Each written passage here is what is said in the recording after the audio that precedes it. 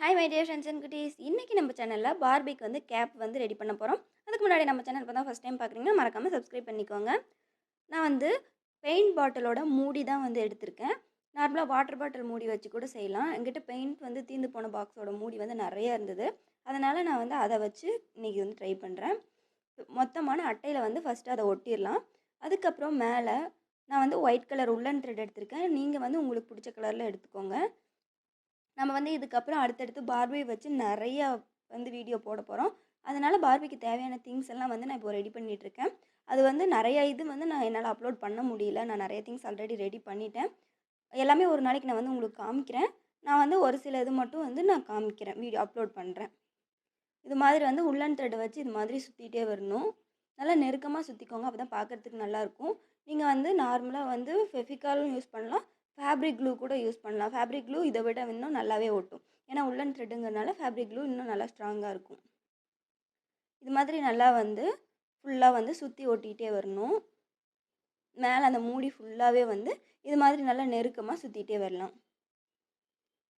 இப்போது மேலே ஃபுல்லாக நெருக்கமாக சுற்றியாச்சு. இப்போது மூடியோட சைடில் எல்லாமே வந்து இது மாதிரியே சுற்றிட்டே வரணும். ஃபுல்லாக வந்து நான் ஃபஸ்ட்டு க்ளூ அப்ளை பண்ணிடுறேன்.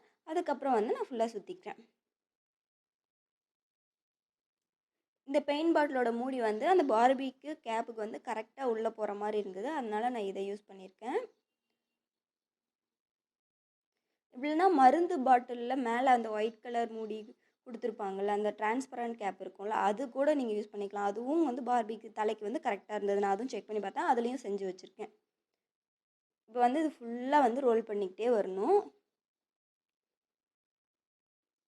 இப்போ வந்து சைடு ஃபுல்லாக ஃபில் பண்ணியாச்சு. இப்போ அடுத்தது பார்த்திங்கன்னா, நமக்கு சைடில் வந்து கேப் வந்து எவ்வளோ பெருசு நமக்கு தேவைப்படுது அப்படிங்கிற அளவுக்கு நீங்கள் வந்து க்ளூ அப்ளை பண்ணிவிட்டு அந்த சைடில் வந்து ஃபுல்லாக சுற்றிக்கலாம். நான் வந்து கொஞ்சம் நார்மலாக அளவுக்கு வந்து நான் எடுத்துக்கிறேன். இது வந்து செய்கிறது ரொம்ப ரொம்ப ஈஸி. நீங்கள் வந்து கலர் கலராக செஞ்சு நீங்கள் வந்து பார்பிக்கு போட்டுக்கலாம். இது மாதிரி வந்து நெருக்கமாக ரோல் பண்ணிகிட்டே வாங்க, அப்போ தான் பார்க்குறதுக்கு வந்து ரொம்ப அழகாக இருக்கும். இப்போ நான் வந்து ஒயிட் கலர் எடுத்திருக்கேன். இப்போ டெக்கரேட்டுக்கு வந்து எந்த கலர் எடுத்தாலும் வந்து அந்த ஒயிட் கலருக்கு வந்து சூப்பராக இருக்கும். அதனால் நான் வந்து ஒயிட் கலர் எடுத்திருக்கேன். இது மாதிரி பார்த்திங்கன்னா சுற்றி நல்லா நெருக்கமாக ஒட்டிகிட்டே வரணும். கொஞ்சம் டைம் எடுத்துக்கும், இருந்தாலும் பொறுமையாக பண்ணிங்கன்னா பார்க்குறதுக்கு வந்து ரொம்ப அழகாக ஃபினிஷிங்காக இருக்கும்.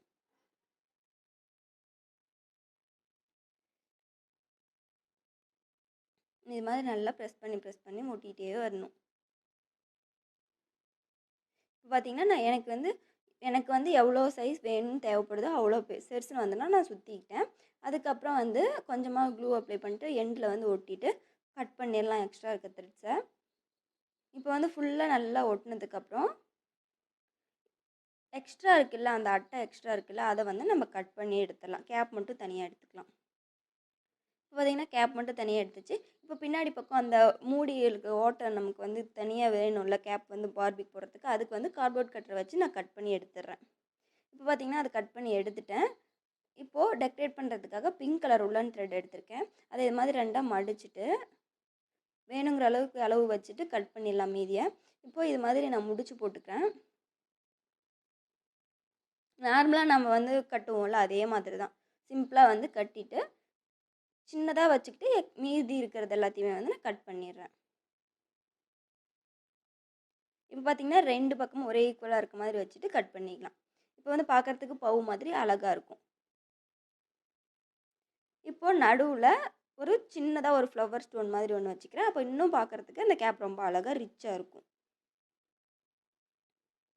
இப்போ பார்த்திங்கன்னா கேப் வந்து ரெடி ஆகிடுச்சு. இந்த வீடியோ உங்களுக்கு பிடிச்சிருந்தா லைக், ஷேர், கமெண்ட் பண்ணுங்கள். மறக்காமல் நம்ம சேனலை சப்ஸ்கிரைப் பண்ணிக்கோங்க. தேங்க்யூ.